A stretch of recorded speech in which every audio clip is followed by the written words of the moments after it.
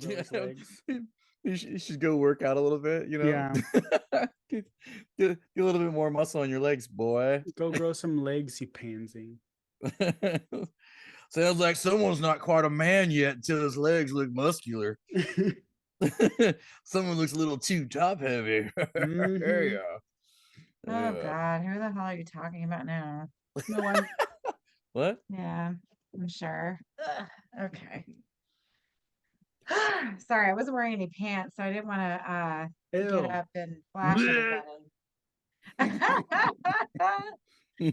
Anyway, um, Weirdly, the ratings go up and down. Just like AIDS pants. Whoop whoop. I'm wearing a long shirt, so but just in case. Yeah. I I didn't like want it. Mikey to have a coronary. Anyway, How dare you? That month is over. We don't need to revisit oh yeah, that's true. Thank God. coronaries. Mm, Okay, well, so I figured I'd host this one since I picked it, and Okay, good. then everyone else who chose their film can host mm, their movie. When it So, does get chosen eventually, but I yes. will leave that unnamed person. It's only three of us. There's no way that no one knows. It's hmm. definitely me, guys. That's what they're both trying to get around. You heard it Well, here. Lance said Doug and Jason are off the podcast. oh my gosh, they are not off That's the what he said. podcast. He said it's us three. Could You have know been what? anybody. By the way, I need to text Jason and make sure he's okay because now I'm worried. Like we haven't heard from him in so long. Well, did he talk on the chat today? I I thought don't he know. chimed in yesterday. Did he get his chips? I usually hear from Jason first every day, so now I'm getting nervous. Y'all, like we literally, and I don't know, like I guess this is probably going to go on the episode, I'm sure, because Mikey doesn't take anything out. But we Mm-mm. literally, all of us, legitimately have a Except all the chat. you say. Oh, okay. So we legitimately in the chat talk to each other all day long about nothing. Like literally, legitimately, like just bullshit. Is it nothing? It Oh, depends who's please. talking. You're asleep half the day and then you chime in for 2 seconds, Lance. Don't even go there. He was up early this Facts. morning. I was up this early. I know. It's because somebody had to go do their taxes. We all heard about I think the most adult thing I did all day today, to be honest with I you. like how you have to go get help to your taxes, it. Lance. You Oh have no, one no, this job. is definitely like a mom thing. Oh God. I don't even want to go into that route of horribleness that happened today. But yes, we all talk all day. And so when one of us goes AWOL, it's like, did you die? Like, did you get new friends? Where did you go? I think he chimed in for Olivia He about Oh did. that. yeah, he did. He did. He did. He wished her well. My little Yeah. Olivia is sick, everybody. Oh. Nothing Oh. serious. Remember that one time I got in a car accident and I was like, I'm in a car accident, sorry. And then I ghosted everybody for like 2 hours. Oh my God. I think I called you. I'm like, what the fuck? Yeah. Like, what the fuck happened? It was You just were insane. worried. It was so cute. Well, of course Oh. I was worried. I love all of you. Like, I'd be very upset if somebody just fell off the wagon and we didn't see you. So, Wait, I you don't started think that's drinking what again? fall off the wagon means. It's like, well, don't we all drink? Yeah. It's like there was no wagon to be fallen off of because we Yeah. were all on No it. one's trying to get off the wagon. Or no Yeah, one's trying to get back wait, on the we're trying to wagon. get on yeah, the very good. wagon. I was Yeah, Yeah. going to say, I'm like, I think you're saying this backwards, but whatever. Anyways, that's how you know we're so all drunk now. Mm-hmm. well, it's fine because we're gonna have a good time when we get to California. I'm very excited. Oh So, Whoop, yeah, we're whoop. going to be in person, live and nude in February at the end of the month. So maybe mhm. we'll make content, who knows? Because it I depends how hope we much do. time we have because we are making a film. Yeah. Yeah, so we'll definitely be plugging how you guys can support that film at the end of the episode. So stay Yes, tuned. please. And we will also be posting it in the episode description when it is posted, which will be our first February episode. So that's exciting. Happy, thank God, because I feel like January, I don't know how y'all feel, but January lasted like 7 years, it feels like. So I'm finally happy Yeah, that it is January over. definitely overstayed its welcome. She's happy she's in the shortest month of the year. Yeah. Well, unfortunately, leap year this year. So we do have an extra day. Yeah, and did you Oh, see that leap year? It's leap year And last leap year, it was Donald Trump versus Biden. This year, it's Donald Trump versus Biden. Last year, the same people that were playing at the Super Bowl are playing again this year. So a lot of similarities. Oh, well, we'll see what happens. I don't even want to get into the nonsense that is probably going to befall us this election year. Also, So. I'm kind of impressed that Mikey knows who's playing in the Super Bowl. I didn't. I said the people. I know it's the same people, but I don't know who they are. I don't really know who it is either. I only know because of, I'm not even going to say her name because I don't need her metadata. M. Night Shyamalan. Yeah. M. Night Shyamalan's wife is playing in the Super Bowl, and then Yeah. Is it the Green Bay Packers? I No, don't know. it's The Green not. Bay Fudge Packers? No, it's They wear red.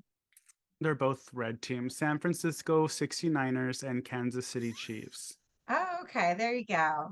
Yay, Super I wish they were Bowl. called the 69ers, just for everyone out there who actually knows sports. Oh, it's not the 69ers? What is Oh, it? of course. You know what? Actually, Aid, yes, it is.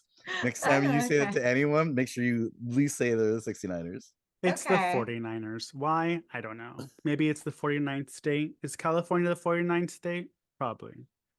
I lied. California's the 31st state. We just like to educate people before we actually get into the movie. Yes, we do. Technically, we like giving you the wrong information and let you be the one to judge. Ew, Well, the Florida I hope flag is ugly. Go ahead. I know there's that. Okay, what do you want me to do Why are you coming about after that? us, Mikey? Yeah, don't be coming because because Florida's coming to California. We apologize in advance for what is about to happen. There's a Looks like- lot of California and Texan people out in California. What? Well, I said, I said there's a lot of Texas and California people, or not California, I'm sorry, Florida people out in California. Okay.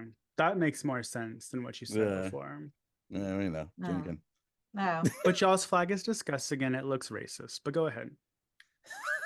Well, it is Florida, so I wouldn't be surprised. Anyway, Any symbol with an X on it, especially a red X, doesn't sit well with me. yeah, but it's in the background. We got the little circle and all the stuff in the circle in the It's in the middle. background. Yeah, it looks That's- like it's a picture of Cuba Well, on the we let seal. the Cubans come here first. What do you want from us, Mikey? My God. Now you hate the Cubans? Anything else? It's a woman of some ethnic background that I'm not familiar with throwing hibiscus flowers in the water, a palm tree, and a boat. And behind her is a big red X. So I'm not the one with the problem with the lady, apparently. It's whoever's putting this X on the same flag as her. X What? gonna You know give what? it to you. So with that, let's go ahead and get started. 1, 2, 3, 4, blah blah blah blah blah. You make me want.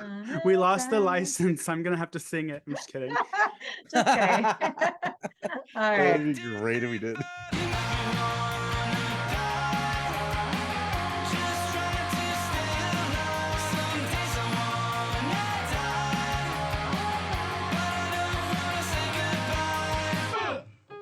This is Slashers, your new favorite podcast about your new and old favorite horror media. My name is Aid, and with me, as always, are my esteemed colleagues, co-hosts, and cohorts, my boo-boo Mikey. Hi everybody. Whoop, And whoop. oh my God. And Lance. Hi. Okay. And we bring you this month our Febsessed, our steamy, sexy month of February. We decided that we were going to have the, what is it called? I totally wrote it down Oh earlier my today, Mikey. I'm goodness. sorry. Hang on. Well, no, there's a fire truck in the background. It like totally derailed me. Interesting. I don't hear it. It was supposed to be Feb Oh, yeah. Session, Feb a month of Session. pink hearts and blood red or red blood. Yes. Febsessed, pink hearts, and red blood. So, what better way to celebrate Febsessed than by talking about these twisted love tales that often befall some of our favorite horror films? Yes, and then whatever So- Lance chooses. I know, and Lance, I love you, but the choice that you chose, I'm gonna watch it and then see if I really want to pick it or not. But here's the thing: is love comes in all different ways, folks. Doesn't matter if it's of this earth or not of this earth. Yeah, love is love. Love is love. Okay. Okay, Lance. Anyway, having said that, so I thought that we'd kick off this month with one of my favorite twisted tales, and that is Crimson Peak. So I'm really excited about this one today. But before we get started, I know that, last month we dragged y'all through the bowels of the cornfields, and we're very sorry. I'd like to apologize on behalf of Slashers Podcast and everybody involved with the show. We're not I am sorry. Lance is not sorry. I am sorry. Kevin, if you're still watching, I'm very sorry. And actually I was talking to Kevin through the slashers page the other day because he was like, well, I'm on this number right now. Part 2 is really good. I loved it. He loved part 3. And then I did crickets after part 3. Yeah. So I'm pretty sure he's like, fuck these people. Can we get Go a away. welfare check on Kevin, please? Poor Kevin. So there's that. And then so I'm really excited about this one because it's a short, well, no, we have leap year this month, but February is our shortest month because we know that January lasts 97 years, and I'm happy to finally be out of that rut. And in a few short months, we'll be back to the sun setting later in the day, so I don't feel like I'm sitting in hell, at 4 p.m. I don't know what you guys think, and if you guys want to let us know in the comments or message us or send us an email, let us know what are some of your favorite horror movies that sort of have like a twisted love story in it that's like kind of fun, kind of crazy, that kind of ends terribly, or, maybe it ends nicely. I don't know. I always think of Carrie when I think of love movies because it is kind of a love story until it's not, right? So, and then I feel like if Doug was available more, that he would probably pick Fear. Is that with is with like Johnny Wahlberg? Mark Wahlberg? I know, I like to say Johnny Wahlberg. There It's is no. Wahlberg. Okay, I'm sorry. I'm sorry. For those of you, I'd like to apologize for Lance, even though he's their age. It is Donnie Wahlberg, not Johnny. Yeah, I know who that is. New I Kids just on the don't Block. think the joke landed. What were you trying to do? It was no joke. It's just I said it wrong. Oh, But thanks so for you calling messed me up. out, Okay. assholes. Well, I just don't. Yes. I was confused. I wanted to make sure that you got your punchline, but it doesn't seem No, like there there's was no one. punchline. So It's that's interesting. sometimes you say it and then you fall. Yeah, sorry, Mikey. Why did that movie make you Oh, that paranoid? movie gave me anxiety about dating people because I already have anxiety. And even though I'm big and muscular and I play football and I can kick the shit out of you, Mm. I'm actually very submissive and I can get easily taken advantage of. But I just had a fear that if I ever had to break up with someone, they would like go psycho. And I lived with my family when I was a young adult. So it's like, I don't need someone trying to start shit over here and like decapitating my dog and, Uh, yeah, you that's know. that's the worst part because everybody always thinks of the roller coaster scene, which I do. And I think that's Mhm. more of a coming of age movie because I think I watched that movie too young On and a I was roller like, coaster. Boom, oh yeah, I'm like, what's he doing to coming of her? Like, what is age. Yeah. happening? Oh yeah, That was also with pretty much, yeah. Weath Weatherspoon, right? We, Weath Weath we, Weath Weatherspoon. Is that another okay. joke? Mikey, you have to No. cut that out. No. Reese Witherspoon. Jesus. Christmas is over. I thought you Oh, were doing a Christmas pun with Wreath Witherspoon. But no, it oh. was just your lisp. I know. All of a sudden, Lance is Spaniard, so he's got the Barcelona accent. Okay. So, I decided I wanted to do Crimson Peak because it's one of my You didn't let me say favorite. my movies? Oh, just kidding. All right. Cut that out. Mikey, I'm not what are cutting your. anything out. Stop asking. I will Okay. cut out what I feel is necessary. If anything, people Okay. are just going to hear how much I don't listen to you. Okay. The movies that I wanted to choose, but I was like, maybe later. And actually, I was thinking about doing them for like Women's Month March or Women's March. I love the I forgot what they're called, but those girls that go crazy. Have you seen Devil in the Flesh No, with I don't Rose think I. McGowan? Ooh, Crush with Alicia Peak interest. Silverstone. love crush, love crush. Yeah. Those movies where it's like the girl likes it's like reverse fear, but not scary because they're women. But Ah! um yeah, I love those movies. And then another movie that I wanted to pick for this month, but I was like, no, not right now. Have you seen Zombie Honeymoon? No, I don't think I've seen that one. It's like No. kind of funny, but it's basically like guy and a girl on their honeymoon, and the girl gets bitten by a zombie, and it's like her like changing into a zombie. But the ending is actually really sad. Um, Oh, I think I saw a trailer for that actually. It yeah, did look. It it's looked a fun. it was a while ago. But these movies kind of fit into what's coming out soon with Lisa Frankenstein. Yeah, and So that's why I sort of wanted to touch base on this theme this month because it is the month of love, as we all know. Valentine's Day is February 14th. We've already done an episode on the initial Valentine's Day and the remake or the reboot, which I guess is technically a sequel. Uh, Jake and Brian did it back in the day before Mike and I joined the show. So My Bloody Valentine.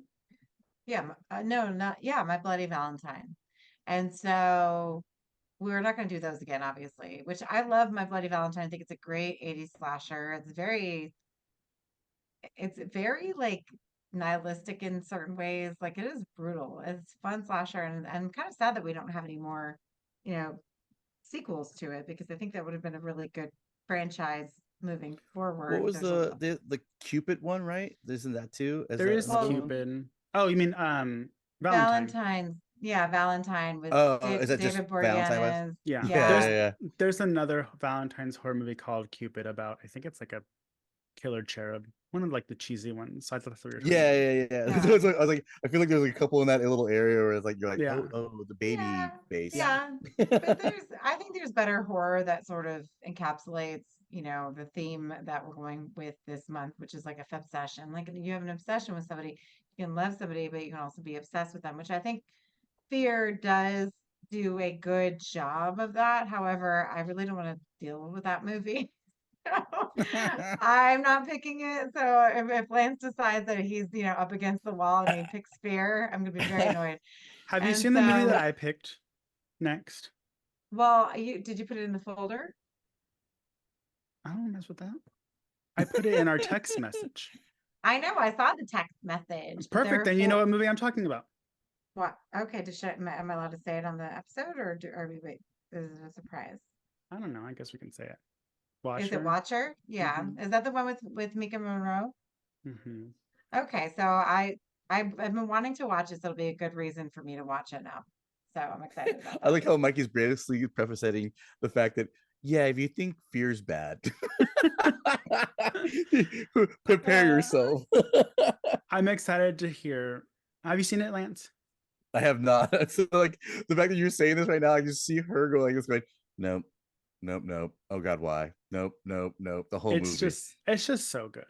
But we're not talking Yeah. about Fear that Watcher today. We're no, talking about Crimson Crimson Peak. Peaks. So Crimson Mm. Peak was something I remember when I started to see articles from Bloody Disgusting and pictures of the film when it was coming out. And so Crimson Peak has joined us in 2015. So this is a good almost 10 years old now at this point. And comes out in October 16, 2015, budget of 55 million. It was a project that Guillermo Del Toro wrote and directed, and he actually had the idea for it since he started Pan's Labyrinth in 2006. So the film doesn't even get, like made until almost 10 years after he decides to write this film. And he actually got uh, inspired by writing it because well, I guess when he was filming, which movie was he filming? He was filming a movie in New Zealand and they were staying in a haunted house. And I can't remember which one. I wrote it down in my notes somewhere, but of course now I can't find it. But it was Lord actually of the like, Rings. yes, I think it was Lord of the Rings. Oh, thank you. Oh God, I forgot Lance knows things. Okay. Yay.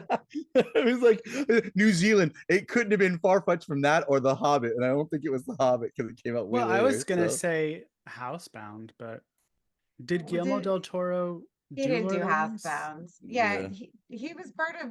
Didn't he have? What did he have to do with Lord of the Rings? I forget. Was it like a Or creature design or something? he worked he's on the The director. Hobbit. Yeah. Well, He direct whatever. he didn't direct Lord of the Rings. I'm pretty sure he did. No, He not did the Lord of the Rings. He did not. all three of them. I'm pretty sure of it. Oh my God.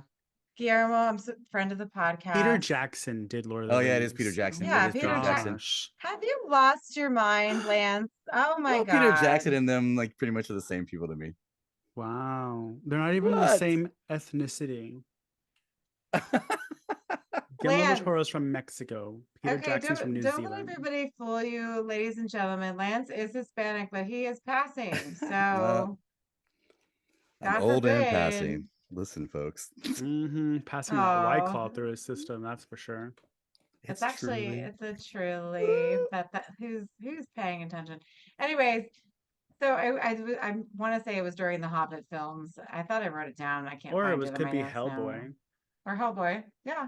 He sold it. So quietly, he sold it to Don Langley at Universal. So this is where I'm just speculating when I say these things. So initially with the film, so it is a Universal picture. And initially with the film, he was supposed to have Benedict Cumberbatch play Thomas Sharp's role. And he was supposed to have Emma Stone play Edith Cushing's role. Ew. And that's what I said. I'm like, ew to both of that. That would have been just a very, listen, the ghosts are scary enough, but having the two of them in a film together, I just don't think is going Does to he work. just like bland looking white men? I guess, I mean, I do, sometimes Benedict Cumberbatch looks good. He's got beautiful eyes, but there is still speculation as to why he left. Like he was already signed on, he visited the set, and then he decided to leave the picture. Pussy. So, I and really wonder what he did though after I, that. I don't know because when people ask him to comment on it, he always says, "Ask Del Toro, he knows." And Oh, Guillermo always says, "I don't know." I mean, they continue on to say that there's no bad blood between them, and blah blah blah. And maybe there's not, and maybe we found out the reason. I just didn't find out the reason because I'm like, you know what? This is Cheesemate, and he didn't get into the fucking movie. Tom Hiddleston did, which they are good friends. You know, they're both UK people.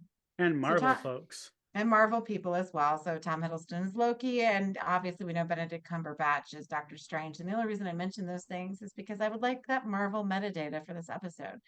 And so, well, also, is Hellboy Marvel? no. Maybe. Okay, thank you. I was looking at Lance because I assumed that you would know that, and you did Yeah, not no. respond quick enough. Thank you.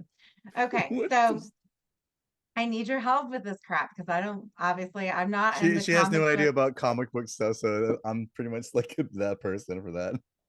I know we had to have somebody who had some knowledge of something, right? So And we chose Lance. How desperate were Mikey knows some stuff. Don't let him try to pretend. He does. we? Thank you. unless, Mikey only knows like the fancy stuff. I only So know there's slutty that. stuff. Exactly. Well, I was going to say, Hack and slash. Yeah. oh God. The vagina Anyways, only goes 9 inches deep. Yeah. okay. True. So the tagline, and how fitting that the tagline of the film is 9 inches deep. Oh. I wish. So how about that Tom Hiddleston butt shot there? I had to Google Oh, that I was waiting because for it. Was it a I body was double? like, no, it wasn't. It was his butt. I had a bet of figuring out which one of you would have brought up the butt shot. Just throwing it out there. Well, I was very interested Well, in who that won? scene. Well, technically, I figured his butt was pretty flat, so there was no way you were gonna say anything about his ass. So I knew it would be her. That's pretty much how that rolled. We all know that I have never been averse to the gringo, so I don't understand what the problem is. Okay, like come on, He's like, I'm used to some flat asses. he had a very smooth white butt, but whatever. Anyways, I don't so understand the appeal. Everybody creams their panties about him over Loki, and I'm like, he's because not. he's a sexy bad boy, I think he's so fine. Oh my God. Like Okay. there's something like so like twisted and dark about him, and he does such a good job with what doesn't matter. Anyways, we're not talking about Loki. So, Mm-hmm. huh. Anyway, so visually, so I mean, first impressions of this film, I think I was really excited about it. I couldn't wait to see it. I love the cast. And specifically, I love the cast not for Hiddleston or Mia Wasikowska. It was for Jessica Chastain. So Guillermo del Toro worked with Jessica Chastain, as all of us should probably know, when he produced Mama. And she was actually signed on. He wanted her to play Edith's role. in Crimson Peak. So when Jessica Chastain reads the script, she thought that playing Lucille Sharp, the titular sister of Thomas Sharp, would be a more engaging, more challenging role for her. And might I say, she is fucking horrifying. She is so captivating and terrifying to watch at the same time. Like, I honestly feel like Jessica Chastain is a treasure and we should appreciate her more. Like, why? I mean, I know that she does a lot of different roles and she's doing very well. I follow her on Instagram. She does get nominated for awards and things of that nature, but in this particular role, my God, she's horrifying and she's such a crazy fucking bitch for lack of a better term. But I only say that because I'm endeared to that because I feel like she is what she is and she takes charge of it. And I'm just so like honestly, just watching her and how she is and that she's so unapologetic about who she is as a character. It is just I don't know. But the movie itself is so beautifully shot, like this gothic horror tale. And Guillermo del Toro always says that this isn't just and it's sort of meta in a way too, because Edith's character is also writing a story, and basically she's saying it's not a ghost story; it's just a story with a ghost in it, and this is what we have here. So I don't know what you two think of that, but Mikey, You what think do you that's think of that? meta? Well, No, because Edith is writing the same thing inside of the film. She's yeah, writing a Lance. story. I Hence know that the you weren't meta. paying attention because she's a No, I'm woman, just saying, but I'm but saying as in the fact that it's meta in the sense that she's writing something that happens to have a ghost in the story. yeah, Yeah. What? Hence the isn't word is meta. but the Lance, what What are is the you terminology talking of about? meta? Lance, I know, but I didn't need a definition of that for the Right. episode. Okay. Oh my God. Oh my God, Lance. Mikey, what do you think? What do you think of the like first impressions of the film? Honestly, first impressions of this film, I've never seen it before today. I never wanted to see it because I was under the impression that it was just like Pan's Labyrinth, which like Pan's Labyrinth was cool, but it wasn't really a horror movie to me. It's one Mm. of those like, oh, the real horror is the human. I don't care. Like, miss me with that shit. And so I don't remember how it happened, but somehow I don't know if it was in the commercial, but I knew that basically Tom Hiddleston was, or the people were the evil and the ghost was trying to help her. I don't remember where I heard that from, but I learned that pretty early on without watching it. And so I was just like, no interest. And Guillermo del Toro happens to make a habit of making quote unquote horror movies that it's like, just kidding, the ghosts are the good people, or like it's not really a horror movie. Like I watched what's the one Orphanado, I believe. No, Devil's Backbone. I watched Devil's Backbone with Austin for Frightmares, and I was like, lame. So wasn't too thrilled, but when it first came out. But over time, I've been like, you know what? I do want to watch it. It looks pretty. And then you picking it for this month was an excuse for me to watch it. And I did. Okay. And Lance, I'm afraid to ask you because I don't know what you're gonna say. No, I always think Totoro, like he always does a really beautiful job of like cinematic kind of capturing a picture of certain things like the snow and the kind of like whatever, what is it, the red mud, I guess technically, a red clay. Yeah. Mhm. Yeah, like I think that's always, he does a really beautiful job. I thought the hole in the roof of a beautiful thing, you know what I mean, kind of a beautiful building with, but you have the snow slowly falling in, so it's like this beautiful creature that has issues, you know what I mean, the whole building itself is kind of its own personality kind of deal because it's, you know, where it's at and everything like that. I think he's always been really good at, you know, capturing a really beautiful setting.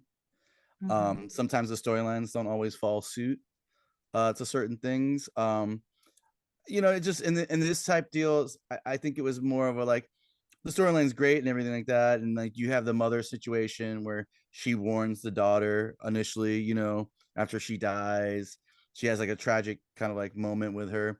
I think it's a precursor, obviously, like that. There wasn't a lot of like shocking, oh my god, this is gonna happen later on. It was all pretty much kind of laid out a little bit in the beginning. You're like, watch out for this, and then later on the story kind of pops up, and then you're like, oh, I guess that's what the danger was that she needs to worry about, and then the ghost comes back. Um, the father scene was probably like the best scene where he's getting his head smashed in, Yeah, that was like Mhm. gross. you know That what I was mean? Like, and good gnarly.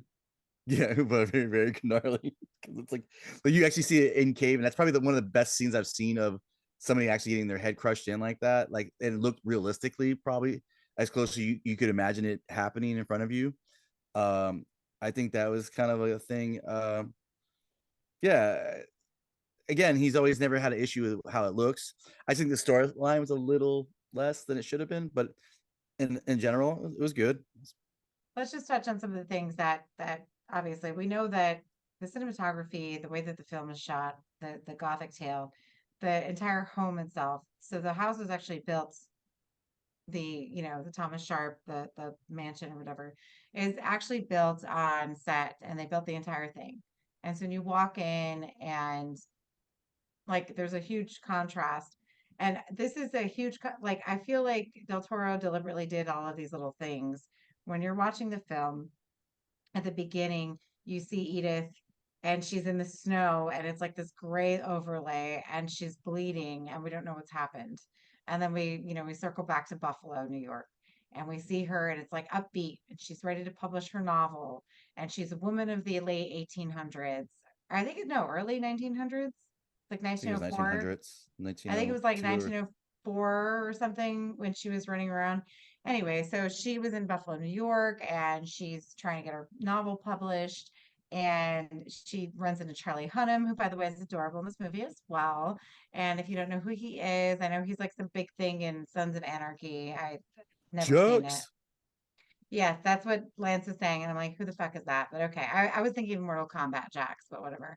Um, but I mean, I've seen Charlie Hunnam in a lot of other things. Like I never watched that, so I'm sure it's good. I'm sure I'd like it. I'm sure I'd be in love with him if I watched it. Whatever. Anyways, so oh no, I love him in Green Street Hooligans. So if y'all have not seen that movie, it's probably one of my favorite soccer movies, and it is not a soccer movie. So um, Wow. You it's literally not said two things that football. are horrible to. Football. It's Are you football. sure you're Spanish? Talk I'm about me not passing. Spanish. I'm Puerto Rican. There's a difference there. So, anyways, Yeah, Lance. um, yeah, he doesn't Dude. get that Spanish and Puerto Wow. Rican are separate Wow. countries. Are Like, we? you Are we know, pretty much the same people?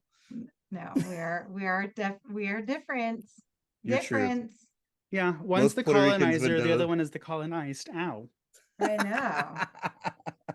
Pretty much, but that's okay. Oh my gosh. Anyways, so I just think that when I was doing my research, visually he wanted the films look like a Mario Bava Technicolor film. And you can see that in a lot of nuances and the different colors and the contrast because we're in Buffalo. It's very like a bright, like warm colors. And then once we get to the UK, so they're outside of where are they outside of? I remember them saying this, and I can't remember it now. But they're in some little podunk ass place in England. And I'm sorry if you're from England. I'm not trying to upset you. And like she's completely isolated, so you can feel the isolation first and foremost.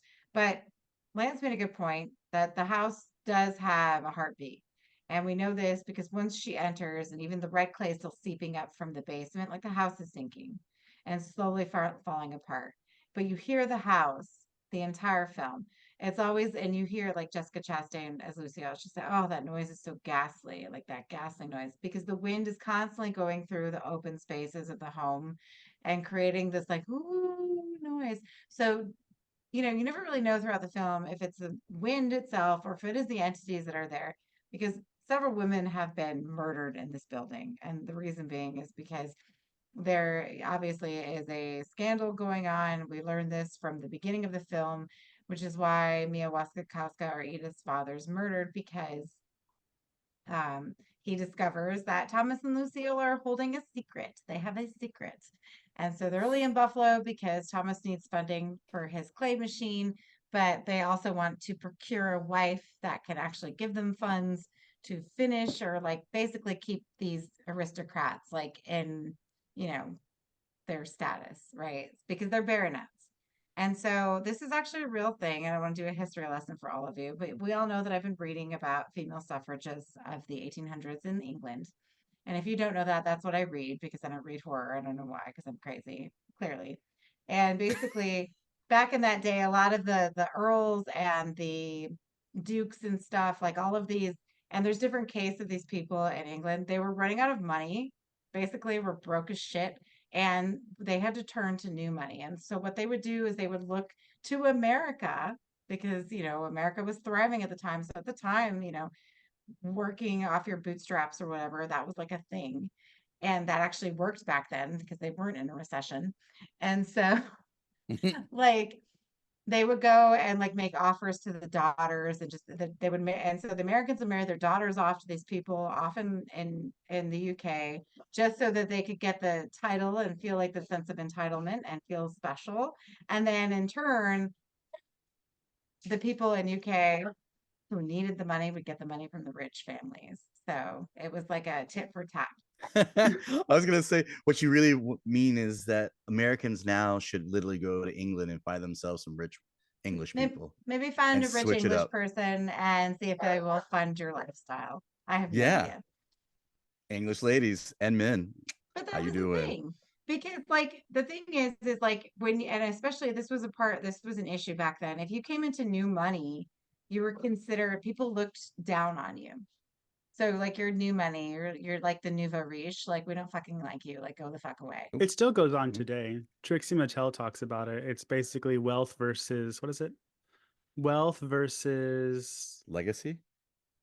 no. It's something that sounds like wealth.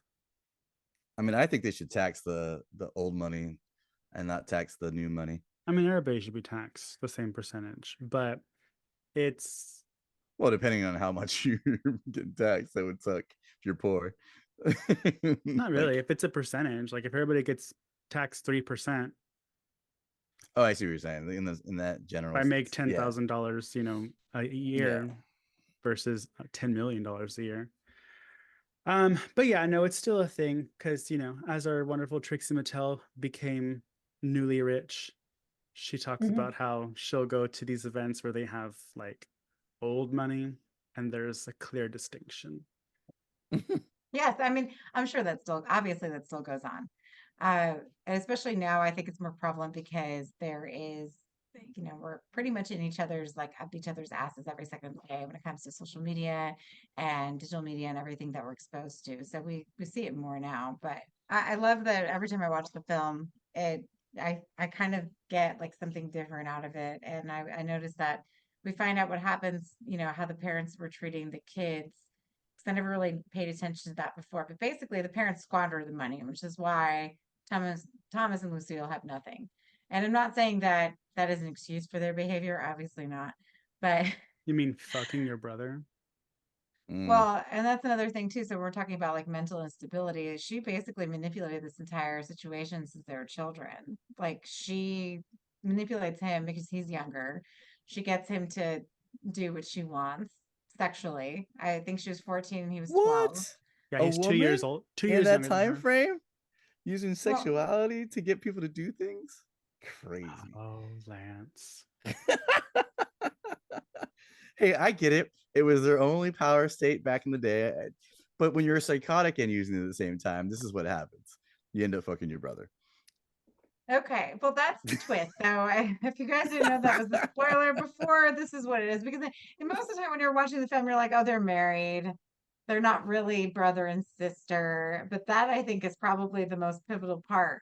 Right before she shoves Edith off the balcony, and she's like, I knew it. You must be his wife. She's like, no, I am his sister, and she just shoves her off the thing, and I'm like, ah, Tom Hiddleston. So you know, it is a powerful story. The film itself is just incredible. I don't I feel badly that it's not more popular than it should be simply because I know that so the length of the film is pretty long and the movie itself plays like a novel. So you are not akin to reading, or I don't really necessarily think it's a slow burn. It's very interesting, different facets, but I think a lot of people are just wanting something horrific the entire time. And while we do have these horrific moments, because when they hit you, especially with the father being Mm. his face smashed in. And then they show it later too, even when he's on the autopsy table. And Doug Jones playing some of the ghosts, I think, is a great touch, and you can tell, especially by the way they walk. So if you don't know which ghost Doug Jones plays, he does Lady Sharp, which is the mother of Lucille and Thomas, who's in the bathtub with the axe in her head, and he also plays Edith's mother as well. Mm. And so you can definitely tell that he's, his movements at this point. Guillermo loves working with him. He works on him with Pan's Labyrinth. He's the The whatever that eyes thing is. creature. The eyes, yeah. Just in case you're not watching. Yeah. Obvious. Oh yeah, just kidding. And he's also, well, I mean, most people, like, when I think of Doug Jones, I think of Hocus Pocus. Like, I mean, hello, who doesn't? Well, yeah. So, Yeah, anyways, Lance. but I don't know if I could deal with Emma Stone being Edith. I think Mia Wasikowska does an amazingly beautiful job playing Edith. Like, I feel like Edith she's not supposed to be, and I don't think in any sense of the word that Emma Stone is attractive. I think she looks like a little mouse. But like Mia Wasikowska, like, she's not this amazingly, sensual thing either, right? But there's something so powerful and regal about her. And just her presence in the film, her fear, you feel it when she's afraid. And just watching her face when she's realizing, like, oh my God, these people are killing me, they're poisoning me, and I cannot do anything about it. And it's just incredibly heartbreaking. And so then we get to the ghosts, and we get to the horror elements, and there's so many of them in the film. And I think that there was a good balance in this one. I have not seen The Devil's Backbone because we all know that I'm dyslexic and I have to watch it in Spanish, so it takes me some time. But I do like Mama. I know he didn't direct it, but I think Mama's really good. I know he produced it, so he did have a lot of pull with that. And I do like The Shape of Water, believe it or not. So. The Shape of Water was good, but again, it's one of those things where it's like they advertise these movies as horror, and I guess there is like a Crimson Peak. I will say, I'll admit, is horror, but like Shape of Water wasn't really horror. Pan's Labyrinth is more of like a dark fairy tale. That's more fantasy. I always thought, honestly, like a Yeah. fantasy kind of, I mean, adjacent horror in the sense of the fantasy ideas, but that's like dealing with creatures that you don't understand. So, I mean, what you might see as horror, it might be everyday life for them. You know what I mean? So, like, Well, at least the way I took it.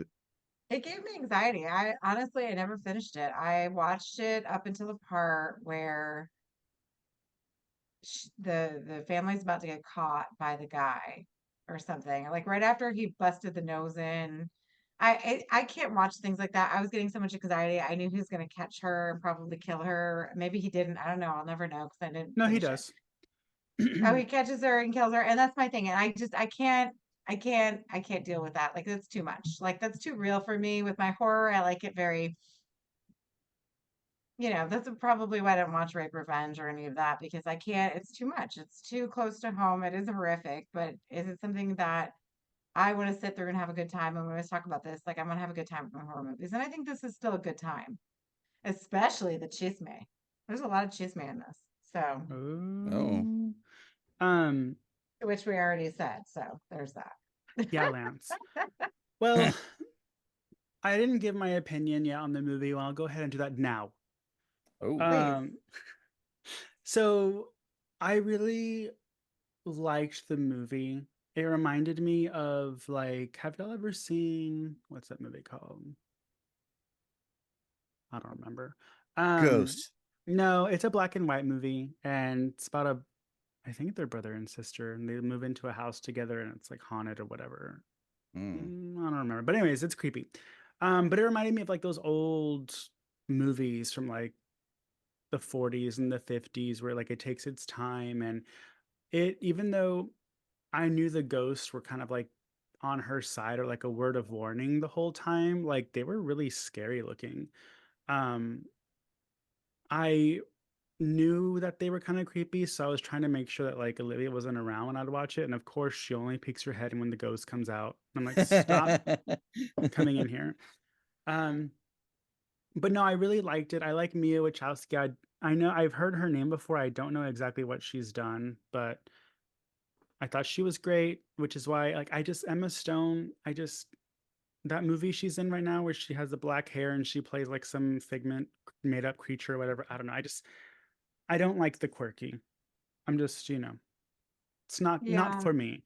But the story itself was kind of generic. I will say, yeah, we had a small little twist of, oh, they're actually our brother and sister. And I was like, gross, I guess. That was the horror. Yeah, but it was a really good movie. It was very pretty. And the imagery we got and the ghosts were horrific enough to warrant itself as a horror movie. And the violence was pretty horrific. The only thing I didn't like about the whole movie is in the beginning when they do the close up of the ant eating the butterfly's eye. Looks super fake. I was like, ugh, this CGI offends me. But I didn't know why there was a bunch of moths everywhere, I guess. I don't know if Well, these things have meaning or if we're just trying to be pretty. I thought she mentioned something about the moths earlier on. Remember when she's looking at the butterflies in the park? she does. So the moths eat the butterflies. And so that was, obviously, this is a whole metaphor. And that's why I think this is such a gorgeous film because it really plays like a novel. There's so many images that are metaphors for something else. Obviously, the moths represent death, right? But they also represent as a predator. And then you have the butterfly being Edith coming in to be consumed by the moths that are Thomas and Lucille. And the sad thing about this and what makes it a love story is that Thomas really does love Edith. He chooses her because he falls in love with her and he wants to be with her. But every time he brings a wife in, they slowly poison her, get her money, kill her off so that Thomas and Lucille can just be in Well, the also you got to incestuous remember is relationship. this is the first one that he actually picked because she makes a comment about that where you picked this one, Yeah. where I guess normally she's the one that picks him, so he can't fall in love. So there's no ideal process of him picking her for whatever reasons. Yeah. And I think she realized that when like she's like, oh wait, you actually are into this one. And obviously, one of the scariest parts of the film is after, you know, Edith and Thomas spend the night at the post office after we see his butt, and they come home, and she like fucking slams the pot down. She's just insane. And you don't really know before you know what the issue is, what her fucking problem is, except for maybe the fact that they're not brother and sister. Like, why is she so upset? And when you find out they are, and the maddening, heartbreaking moment where she kills him and stabs him in the face. That was And then gross. she realizes she stabs him in the eye, ladies and gentlemen. And then when she realizes what she does, and she's just a fucking wreck. And that's where and it's like, oh, you're just so like, and it just comes out of nowhere.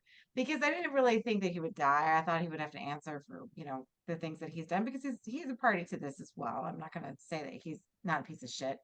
But I just, oh my God. Also too that he mentions the fact to Lucille that, which is what bothers me about Thomas the most, is like, I love Edith, but we can all be together. Let's just leave, all of us. Oh Like, yeah, the first thruple. yeah. And I'm like, ugh. So, and to answer your question, Mikey, Mia Wasikowska, most of you will know her as Alice in the Alice in Wonderland films, the Tim Burton ones. She's also in Stoker, which I love Stoker. If you still have not seen Stoker with Matthew Good, it is a most fucked up movie you'll ever watch. Nicole Kidman's in it as well. Um, she's also Jane Eyre, among many other films. So she's a pretty big actress, but again, I don't want to say she's a plain Jane. I don't think she's unattractive. Do I think she's She Jessica? I definitely think has a just porcelain look for sure. yeah, she looks like a doll sort of thing. And Yeah. then you have Jessica Chastain, who I think is just so gorgeous and beautiful. And I love Jessica Chastain in The Help. She's one of my favorite movies with her. She's just amazing. And I think that like what an amazing past this entire thing is, right? Like it's just such a beautiful thing. And if you want, she's also in Only Lovers Left Alive, and one of my favorite vampire films, also starring Tom Hiddleston and Tilda Swinton. So if you haven't seen that one, Are you talking about Jessica Chastain or Mia? Mia Wasikowska. Okay.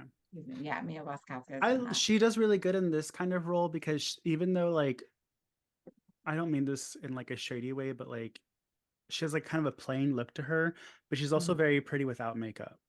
Which you can have someone really pretty with makeup and take the makeup off, and you're like, oh. And I mean, I haven't really seen her with makeup because I've seen bits of Alice in Wonderland. She kind of has the same thing where she doesn't really wear makeup. So Mhm. like in the time period where they didn't really wear that much makeup, she fits perfectly in being like a beauty in this time. Oh, for sure, for sure. And she's, the hair, the aesthetic, the outfits. Talk about the outfits. My God, Oh, the I know. dresses. The Oh, the costume design, like it was so good. Those things are so expensive to duplicate or replicate. My only other concern with the visuals is sometimes Homegirl's hair extensions were a little too dark than the rest of her hair. So yeah. I mean, obviously, there's going to be some issues with some of the whatever, because well, they spent 55 million and made 74.7 million dollars. So they spent a pretty penny on this movie. And in fact, when they built the house, they actually had to tear it down right after the movie. So I can imagine building this elaborate, gorgeous, beautiful mansion. And then right when you're done filming, boom, Yeah, that's not knock it much of over again. a win money wise for a movie. I mean, at least you got it back, but at the same time, you almost broke even. Well, Like, and that's the thing too. I don't know if it was to its detriment to market it as a horror movie, because I know that it was marketed as a horror movie, but at the same time, if you'd marketed it as something else, more people probably would have been, because this would be something like anybody watching Lifetime, like my mom would love this movie, right? I mean, she likes these dark things, right? But whatever. And then obviously it went up against a lot of shit in October. It went against Scout's Guide to the Zombie Apocalypse, Goosebumps, which the Goosebumps movie was such a hit with the kids, the Jack Black one. I Spit on Your Grave 3, not so much, but another Paranormal Activity goes to mention. And then some other indie hit films being Curve, Bone Tomahawk, the Exorcism of Molly Hartley, Tremors 5, The Christmas Horror Story, Tales of Halloween, Deathgasm. So there were some really good indie films as well that it went up against. But honestly, like if you have a Paranormal Activity movie and Goosebumps, like as the horror of the month, like I don't really see a lot of people going after this one. Just because Paranormal Activity is like a Blumhouse favorite. Mikey, you'd like them, so oh yeah, I love them. There's only one that I didn't like, and it's a stupid one that they did for Paramount Plus. oh yeah, I still haven't seen that one. But honestly, they're not. I do like Paranormal Activity. I do like them. Yeah. But the rest of the year, you had Victor Frankenstein, Human Centipede 3, The Lazarus Effect, The Visit, Krampus, Sinister, We Are Still Here, The Black Hood's Daughter, The Witch, Insidious 3, Southbound, speaking of, Green Room, Hellions, The Invitation, The Gift, Turbo Kid, The Final Girls, Bite Darling, Ava's Possession, Circle Room, Maggie, Knock Knock, Hell House, LLC, Stung, The Gallows, and The Devil's Candy. So we had a lot of good indie flicks, but not a lot of good. I think that Krampus and Victor Frankenstein were probably the biggest movies that year as far as horror goes. I don't think Victor Frankenstein was even that big.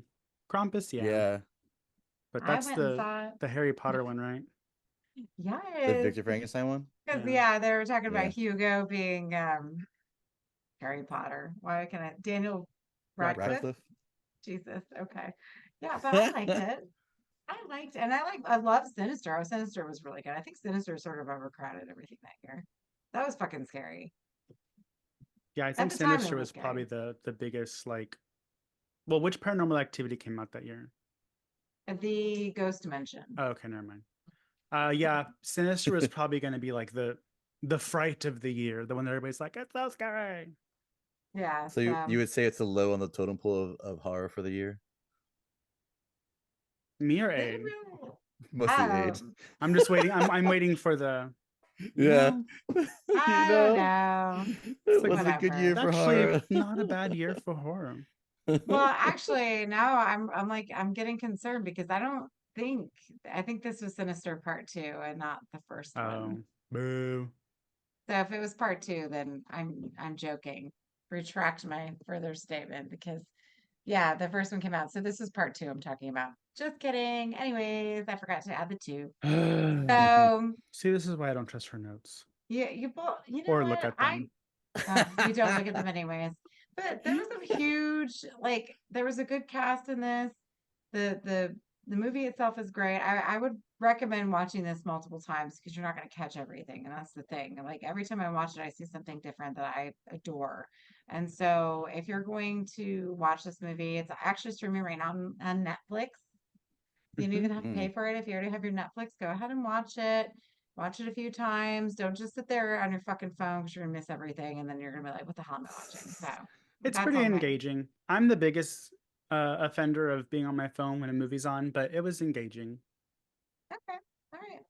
And Lance, you liked it? Yeah, I mean, it's definitely one of those movies where it's if it's on, you watch it most likely. If you're gonna go out of your way, you might. To me, like, but I Huh? mean, if you know me, if you're gonna go on Netflix, yes, you might. I don't know. It's definitely one of those movies. Like if it's on and you have a chance to watch it, I would. You know what I mean? But if other than Hmm. that, it's whatever. Yeah. That review gave me no information of how you felt about the movie. So With I like that, it. I would give it a good 3.5 out of 5 stars. yeah, I give it a 4 out of 5 myself. I enjoy this movie. Every time I watch it, I'm enthralled. I love the costumes. I love the way they speak. Yeah. I love just the relationships and their interactions with each other. Like everybody's just so it's just a well shot, well done film. And so, for the time, because it is 2 hours long, Yeah, everybody. that's the only reason why it's not a 4 out of 5 is because it's a little It's a little long. And I could yeah. see because they have to go from New York to, England, and that's why I think there's a huge disparity of how the colors are and Yeah. the filters over the whatever. What was the point with the dog? I mean, yeah, it was cute. It's called a She, papillon, which is butterfly in France, but that's it. That's all that it contributes to the movie. I think it only because so it used to be the dog for the woman before him, so it's like and a they thought they killed it. mystery. Yeah, A mystery that pretty was never much. solved. Well, no, we realized that it belonged to one of his old wives because she finds the picture with the papillon sitting on the lap of the woman Yeah. that he killed before her. And he even says in the beginning, he's like, I left it out in the cold. I thought it would perish. I can't believe it's still alive. So that Which poor little dog. it shows you that he had heart though in the beginning if you think about it, because he couldn't even kill it. He just let it for it. He left it to die, but he couldn't kill it himself. Like he could have just like shot it or like stabbed it. You Yeah, that know. does reveal who Thomas is because Thomas is not the one who's killing these women. It's Lucille, Yeah. right? Lucille killed their mother. Lucille's killing the women. She's the ringleader, and I'm not saying that he's not privy to this. He definitely is because he's the one luring these women in, right, with this bullshit and this charm. And you know, What? Yeah. he's a baronet. Yeah, I know. You guys are so good at that. And so I am like, okay, I sort of like I feel for him, and I kind of and a tiny this little fraction of me always thinks every time I watch this, I'm like, well, maybe they could be happily ever after. No, that's like me with Sarah Okay. Michelle Gellar, and I know what she did last summer. Maybe she'll make it this time. She never does. Oh my God, Um, the longest kill scene. I maybe next time she will. We'll see. next viewing. I would just like to close off my make a closing statement because I love moths. I think moths are beautiful. Moths are talented and amazing. Butterflies, I think of butterflies just like Aretha Franklin thinks of Taylor Swift. Gowns, beautiful gowns. That's it. Um, Moths do not eat butterflies, everybody, in real life, whatever this movie says. So just putting it out there. Well, that whole speech was sort of contradictory because she says that they don't have butterflies; they only have these moths, And right? that's perfect. And then she's like, and then Mia Wasikowska asked her, "Well, what do they eat?" She's like, "Butterflies," and that's when she puts the butterfly down with the ants. So I mean, it's a metaphor. It's like a whole, and that's the whole thing. But the ending, we realize that the novel that Edith is publishing is the novel that she's just lived, and that's Crimson Peak. Ah, And it's all a metaphor for her first blood. I just love it. But I'm an English major, and that's probably why I love it. But anyway, so with that, I think we're coming up to the end of the episode, so we're gonna have to say our goodbye soon. Bye. Wow. Mikey, we need to promote Noelia, so please let us Ooh, know yes, how let's. we can do our Indiegogo and what we can do to make sure that this film happens because you are its creator, Mr. Del Toro. Give it to us. Oh, that was racist. But yeah, we have Noelia coming up soon. We have an Indiegogo that, as of this recording, probably has about maybe 12, 11 days left in the campaign. So if you want to support us and help us make a super cool movie, go to indiegogo.com. Or you can just go to Facebook, look for Noelia in parentheses film, and you'll see the group. I don't know the exact link to the Indiegogo, but in its Indiegogo, it's called Noelia, a Christmas horror film. So do that. It's also on our Instagram and our Facebook. We've been resharing, so feel free to look on there. You can find me on Instagram at Horror and a Half Shell. You can find Adrian on Instagram at pathologicallyade, or you can follow Lance on Instagram at Zombie versus Hate. Okay. Yeah. Yeah. So thank you guys. And again, I have Noelia also posted on my Instagram. So if you want to go on there and contribute and share with us, you may do so. So also, if you want to follow us or the podcast, you can follow Slashers Podcast on Instagram and Facebook, as well as Mutants from Beyond, both Instagram and Facebook. You can support us monetarily as well on patreon.com/slasherspod or get some Valentine swag for the one you love at slasherspod.redbubble.com. Oh yeah. And maybe we have like what is it? A ball gag with the mutant goon on the front of it. I don't know. You'll have to just go on there and check. I just want to say thank you guys for joining us. Sorry about last month. And any final thoughts before we leave? I'm excited for next week. It's my episode, and then it's Lance, so we'll see what happens for that ride. But That's yeah. true. Well, the thing is, Lance has 2 weeks to figure this out, so we will see how long he procrastinates before he yeah, fucking gets it he'll pick a done. movie 2 Technically, days before. won't we be in California for that week? Perfect. We're doing it live. Ah, yay. Okay. So, oh God. So well, then you better have a fucking movie by then because I'm not Hey, fucking waiting around. maybe I'll Okay. start to talk to Doug and Yahira about it and see what they want to do. I think you should. That's actually a really good idea. Oh my God, did we just get a good idea? That's exciting. Okay. So Sometimes it with happens. that, I love you, my boo-boos. Goodbye and good day. Bye. Die.